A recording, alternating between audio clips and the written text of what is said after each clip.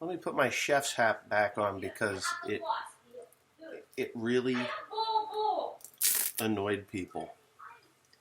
This is not a Chinese hat, and I'm not a sushi chef either. I bought this thing because I'm doing some stuff, and I kind of like it. I was going to wear it to the farm just because it actually makes a good welding cap as well. Not quite as good as I'd like it to be. But anyway, that's not what this video is about in any way, shape, or form. What this thing does is keeps the shine from the lights out of my camera so that you can actually see the lovely features of my face. Yeah, this 53-year-old man who is aging. If you go back to my earliest videos on One Lonely Farmer, you'll see a 30-something-year-old man, like 37 or 38 years old. 37 or 38. I think it was 38 when I started that, and now I am 53, so damn, that's crazy. Am I 53? How old was I when I did that? 35 or 36? I don't know. Well, whatever I was. It was in 2009, so yeah, whatever. 2009 is, or 8 was when 2008, not 2009. 2008 when I started YouTube, but started posting regularly in 2009. And I actually got that thing right there, which was beautiful to me. But here we go. We're going to talk about agriculture here for a little bit because we can, or I can. I'm going to talk about what I saw yesterday with $12 billion in aid coming to farmers. And it's a mixed bag of emotions with this thing here. It's like, we work really, really hard. If you're in farming, whether you're the lowly kid feeding calves out of a bottle or you're the top dog, in the business that's making the major decisions that could either make or break the farm, we all want to work hard and we all want to be rewarded for our hard work fairly.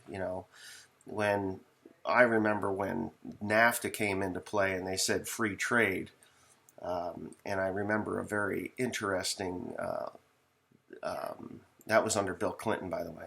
I remember a very interesting phenomenon that had happened, that they had sent cattle, I don't want to call them just cows, you have cows and bulls, or the whole is cattle. They sent cattle to like Mexico or someplace in Central America, not just South America, but maybe Central South America, something like that. I don't remember what country they came to, but when they came out with this NAFTA, North American Free Trade Agreement, all of a sudden these cows started popping up at slaughterhouses in the United States. So that free trade allowed those animals that were sent down there to actually help feed the starving people of that nation, or that country that they were sent to the farmers. The farmers just sold them, put them on cattle trucks, shipped them back to us because they were worth more. They wanted the money. They don't want to work for the money. They wanted the money. They could, we got a free cow. We can just send it to the United States. They'll pay us for it. So they sold it to a broker. Broker shipped it all the way back up to the United States, and they got $50 for the cow that came to them for free. They're happy because that's like a month's salary to those guys down there. And we got to eat beef that had been rode hard and put up wet from there. So, that stuff doesn't work.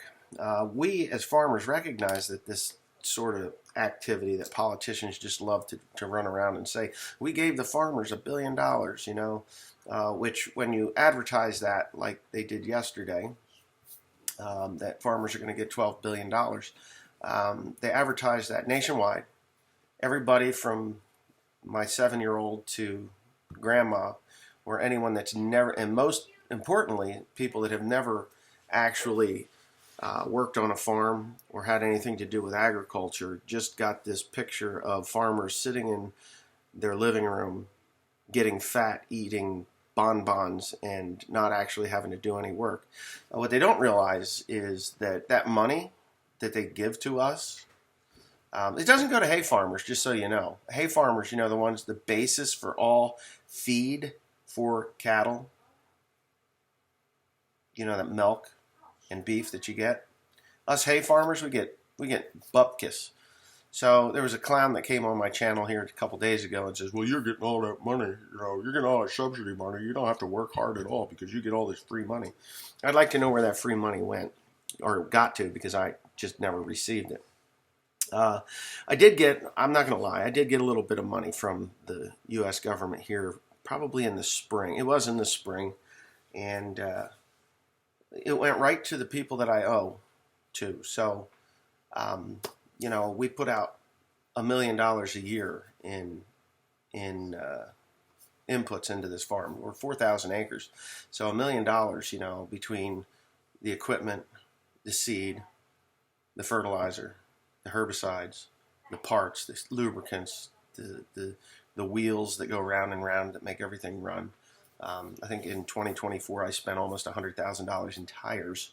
Yeah, tires. It was insane. Truck tires, tractor tires, wagon tires, implement tires, all that tires. I know that I wrote one check to Ag Equipment Specialties out in I was at Greenville, Pennsylvania. The one check was over $12,000, and I put it in my pickup truck, right? My pickup truck, $12,000 for 4 tires. It was insane. One tractor, 4 tires, $12,000. So, but whatever. The reason that they want to give us this money is because input costs are high and commodity prices are low, right? Because everybody loves cheap food. Now, if you're a consumer that never farmed or anything like that, we go to the grocery store too. We don't grow, we grow food for ourselves, and I do have beef that I do need to get some more beef cows, but right now, the only ones that are making money, who haven't made money in 40 years, are the beef producers. And I feature that in a video on the other channel. But here's the crazy thing. If we get, just say we get $100,000, just for gits and shiggles, and I know I won't get $100,000. I'm not going to get $100,000 out of that $12 billion. $100,000 is really nothing in the grand scheme of it. It's 10% of what it cost us to put the seed in the ground, the fertilizer on the ground, the herbicide up to the ground, the tires on the tractor, the oils and the greases, and the general upkeep of a tractor. An oil change on the 8530 was over $2,200 just to change oil. Oil, coolant, and filters, $2,200. Wow. Is that like, oh, you just buy old equipment, Why don't you buy new equipment?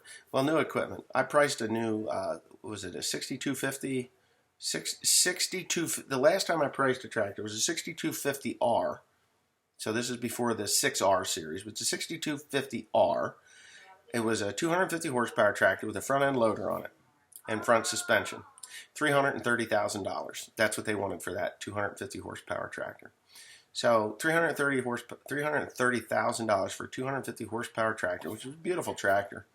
Not all the bells and whistles in it. It didn't have the leather seats and all the other heated this, that, and the other climate control and blah, blah, blah. Or the GPS installed. It was ready, but it wasn't installed. But $330,000. Obviously, I did not buy that. For hay, that at that time, we were making money. We weren't making quite enough money to justify the purchase. That's why I didn't. And I ended up with a 6210R instead, which I paid $125,000 or $135,000 for that. With a loader on it, it's 215 horsepower, or 210 horsepower. And I love the tractor. But it was used. It was used and still used today and still runs and works perfectly fine. But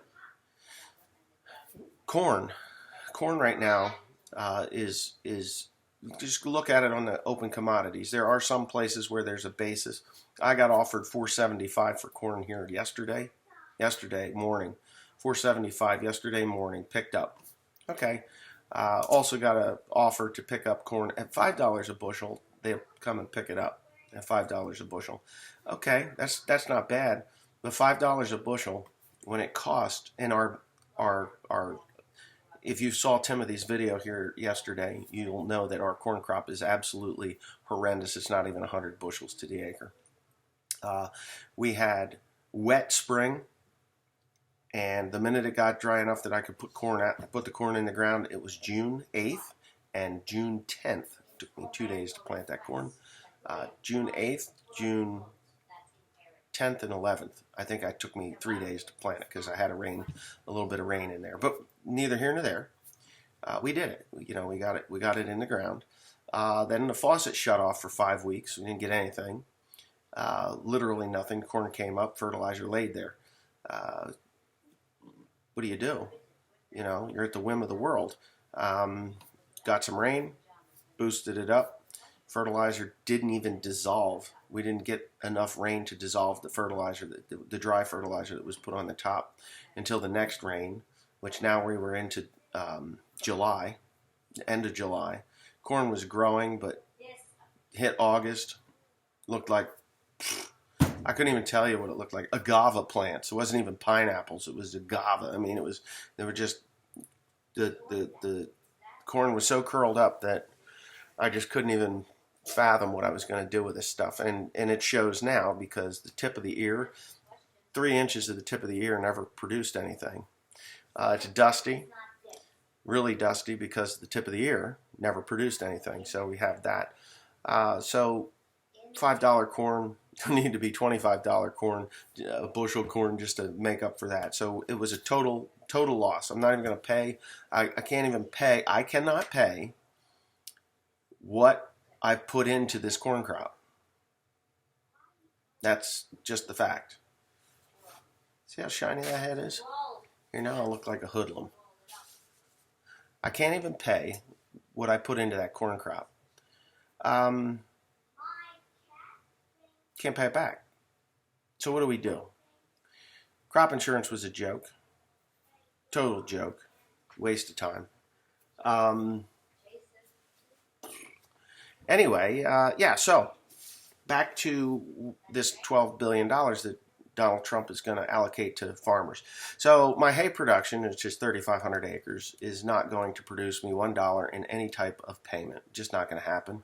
Doesn't exist for us. Won't exist. It's only mostly for soybean growers, which fortunately I had 850 acres of soybeans and only 360 acres of corn.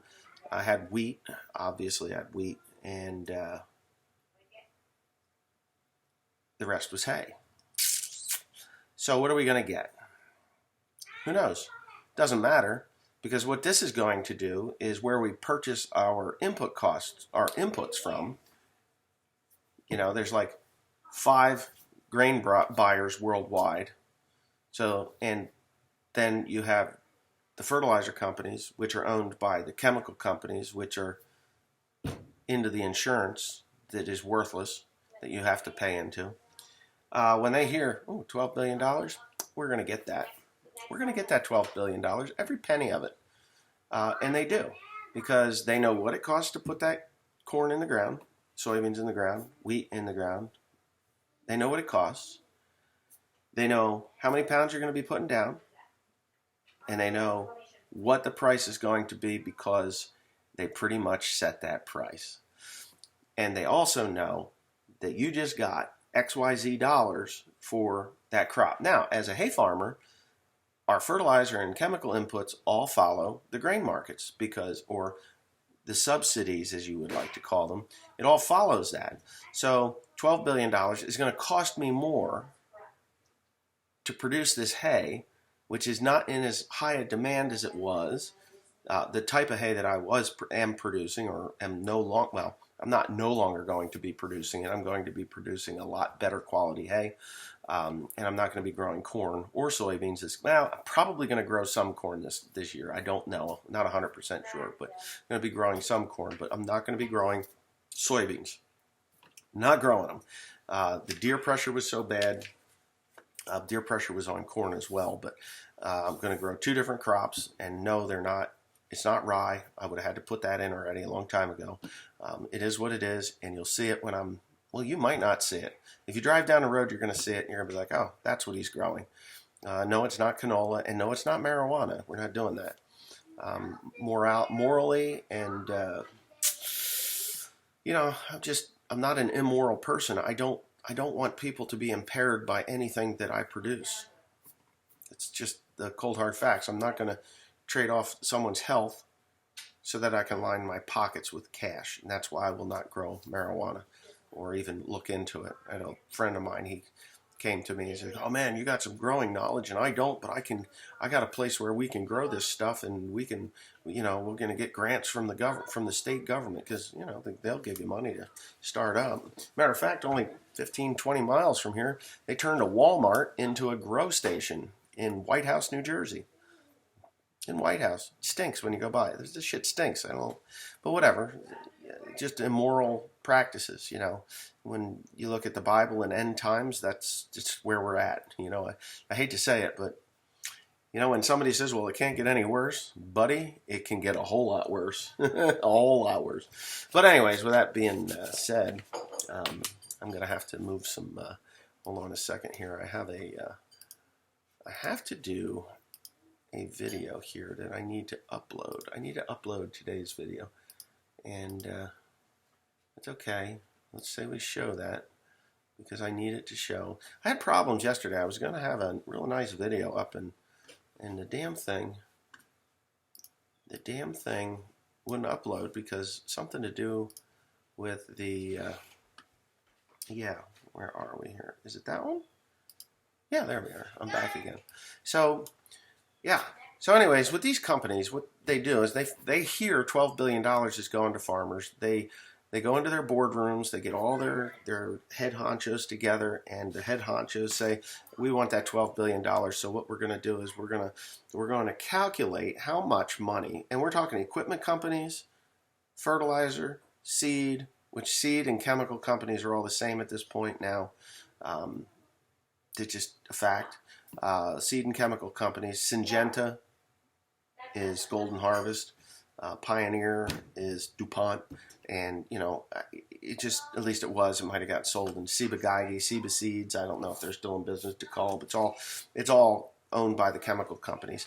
So they upped the bag of seed corn $10. They upped the glyphosate $2-3 a gallon or $1 a gallon. They up the dual, they up the atrazine, they up the Callisto, they up the 2,4-D, they up the Banville, they up the anything that they can up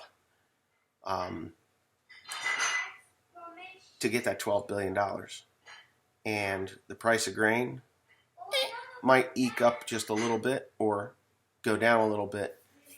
John Deere, $2,200 to change the oil and coolant and change all the filters, cab, air, intake, and oil filters. Over $2,200. Not quite 23, $2,200. Wow, wasn't that insane, right? That's not the only tractor I own. The 6210R, that was like $1,000. The 7810, $800. That was a cheaper one. 4450 and the 4960, those are cheap as dirt. They were only like $500.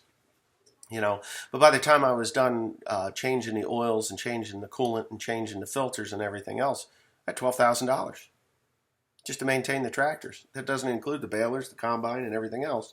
The mowers, the John Deere mower, that was pretty hefty. The intake air cleaner, the outer one, was over $300 for an air cleaner. Fuel filters is the same filter that goes into the 6210R.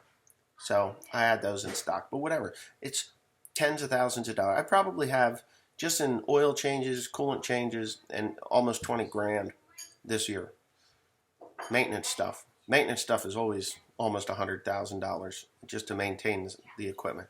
Now, if I have a major baler overhaul, there can be $30,000, $40,000 each baler. So there's, just say, $60,000 between the two balers. Price of hay hasn't moved in 5 years.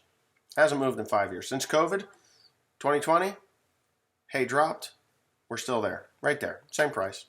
Everything else has gone up. Doesn't even pay. Diesel fuel, $1.40 in 2020. $3 today. For road fuel, $3.79 here. Some places it's over $4.30. So everything else has gone up, and here we are. So don't be fooled if you're not a farmer, or even if you are a farmer and you're like, oh man, this money's going to help me a lot. Unless you're retiring today, that money is never going to stay in your pocket, because everybody else above you, the the retailers, the ones that you have to buy from, the ones that you buy the retail price stuff for, not and sell the wholesale stuff to. Like we buy at retail and sell at wholesale, which is the absolute opposite of the rest of the world. If you're retiring today, you'll be able to keep that money. Sell your equipment, sell your land, go live in a town somewhere, watch Oprah Winfrey, whatever. But if you're going to continue to farm, the lenders are going to up their interest rates. The equipment company is going to up the parts. Just they're going to take the money. They're going to get the money. Now, unless Donald Trump ever sees this, which I highly doubt that he would, unless you forward this to realdonaldtrump.com, real Donald Trump anywhere, he's never going to see this. And unless Donald Trump's administration does something about this gouging that goes on to people like us, hardworking American farmers that keep the world fed. I mean, we're not the only ones that feed the world, but we are the majority that feeds the world. Yeah. Corn, soybeans, beef. We export beef. Here's another thing that really pisses me off about stupid people. There's a lot of stupid people out in this world. They watch CNN, MSNBC, CBS, ABC, any of those left-wing legacy media outlets, even on radio. And they will have it that Donald Trump has personally bought Argentina beef and shipped it to the United States to cut the throats of the American beef producer. The reality is it's nowhere near. It's like 34 billion pounds of beef comes from 33 other nations around the world into the United States. Mostly is hamburger, but it's lean beef. New Zealand, Australia, that's all grass-fed beef. They don't feed corn there. They don't feed their cows corn. They export lean beef. That's why if you get a real hamburger here in the United States, one that's raised by me or someone like me, and then you go to other places like the Philippines, Taiwan, and you order a hamburger, and it's like, yeah, no, this isn't right. It's because it's lean beef. They don't grain feed them because grain's expensive. They feed their grain to chickens and pigs. But the beef, they can either export it, import it from other countries that are lean beef producers, just like we do. A lot of the fast food companies, Walmart, fast food companies, McDonald's, Burger King, Wendy's, any of those, Arby's, all that stuff, they import a lot of that, and it goes into cheap hamburgers. Costco, Walmart hamburgers, the ones that are pre-made patties. You put them in the frying pan and then they steam and steam and steam. It's because a third of it's water. A third of it is water. Look at the ingredients on that as well. It's water. There's a lot of water in it. Throw one of those hamburgers that are like a Bubba burger that's that big around in the microwave, and it'll shrink to about that big. And why is that? Because it boils all the water off and turns it into the hockey puck that it is. Fry it in the pan, and it'll swell up and then explode, and water squirts out all over the place. But if you were to take a hamburger that I had made and put it in the pan, you might want to throw a couple ice cubes in there because there's no water in it, and then steam it because it'll, or olive oil. Squirt a little olive oil in there, or not lard, but tallow. Beef tallow, whatever, and then you can fry your hamburgers or just grill them. The grilled hamburgers from our farm is just wonderful. But anyways, whatever. That being said, this money is never going to stay in a farmer's pocket unless they're retiring. Just isn't going to happen. The world is set up, the agricultural world is set up to take every ounce of everything that farmers get, away from the farmer. Keep them suppressed, give them some hope. And that's what this $12 billion is. It's to give us hope that we can farm another year. Now, Brooke Rollins comes from a ranch, I believe, out of Texas. And she there's a New Jersey farmer that's moving down to, I heard this yesterday, New Jersey farmer that's moving down to Washington, D.C. And from what I was told, he's a very good farmer. I never met him personally, but my friend who called me knows him very, very well, says he's a brilliant guy. And he told him that he's not going to be farming. He may not be farming this coming year because he's going to Washington, D.C. To work on a farm bill and an agricultural package and figuring out who's gouging who so that farmers can actually keep the money that they earn in their pockets. But I absolutely believe that there's so many lobbyists from all these companies that I have mentioned, that will fight everything tooth and nail because there's huge amounts of money. Because Right now, they're going to get $12 billion pumped into their bank accounts, not ours. It'll go through, we're hand to hand. It's like, oh, thank you, Donald. Oh, here, Growmark, or here, Compeer, or here, First Pioneer Credit. Thank you. Thank you for allowing me to handle that for a nanosecond so that I could give it to the people who go out and buy new cars, new trucks, new houses, new farms, new cattle, new whatever. And here we are like, wow, I saw that I had $250,000 in my bank account for 30 minutes. That was great. Good feeling. Yeah, that's a really good feeling. And that's how a lot of farmers feel right now. So enough of the bailouts, the handouts. We don't want them. If there's a farmer that's on here right now that says, I want that handout, they're lying to you. We don't want that handout. A real farmer doesn't want the handout. You know what we want? We want a level playing field. Fair trade, not free trade. And I'm not just regurgitating. This is something I've said in the past. Fair trade, not free trade. Right? That's just the way it is. And that's where most farmers stand. And I think that if somehow we could get to the Trump administration, because we know that the Biden administration just absolutely hated us. He absolutely did. We didn't vote for him. And that's why we are where we are, because he took it out on us, which is fine. Whatever. We can take it, right? There's going to be a lot of bankruptcies. I talked to a lot of people over the years, and bankruptcy was always a scary thing. Like, oh my God, I'm going to go bankrupt. I'm going to go bankrupt. Well, bankruptcy sucks, right? Well, we don't know. Bankruptcy may suck, but it could also be considered a reorganization, and where it gives you the insights into what you need to do to change your operation to become more profitable, instead of relying on a wholesale market, maybe rely on a retail market and go do better from there forward. I personally, we're going to basically take the farm that we're running right now. We're going to tear it apart, keep what's good, get rid of what's not good, focus on where the money can be made, and exploit that. Yes, it's going to cost money, it's going to take time, but we're going to do it.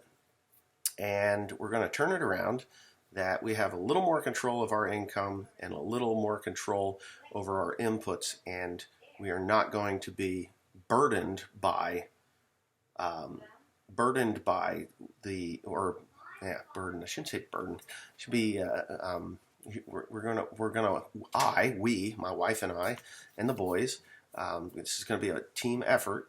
With some guides from my parents, my mom and dad, they're still alive and doing well, and I value their opinions greatly, and it's good to bounce ideas off of them, and to give the farm a clearer path to success, instead of this, oh my God, corn went down 20 cents. Oh my God, soybeans dropped $3 a bushel. Oh my God, we didn't get rain, Yeah, those are all concerns. Still, they will always be concerns of mine. But I just want them that they're not such a concern. The mulch hay business, it's there. It will probably always be there, but we're going to probably pull away from that a little bit. Not pull away from it. We're going to make more hay, but less for there. And we're going to do it all in big square bales. And we got some exciting things happening now. I feel they're exciting, that we will be working on this winter. Probably going to be top secret, just because, top secret stuff. But I've been engineering a thing, and it seems to work in all the models. The animated models work, and that's a good thing, because you got to have an animated model, and it does real world scenarios. And I've gotten it now to the point where it runs without issue. And so with that being said, I think I'm going to let you all go, and I'm going to go ahead and upload this probably later. I don't know. We'll find out. Have a nice day.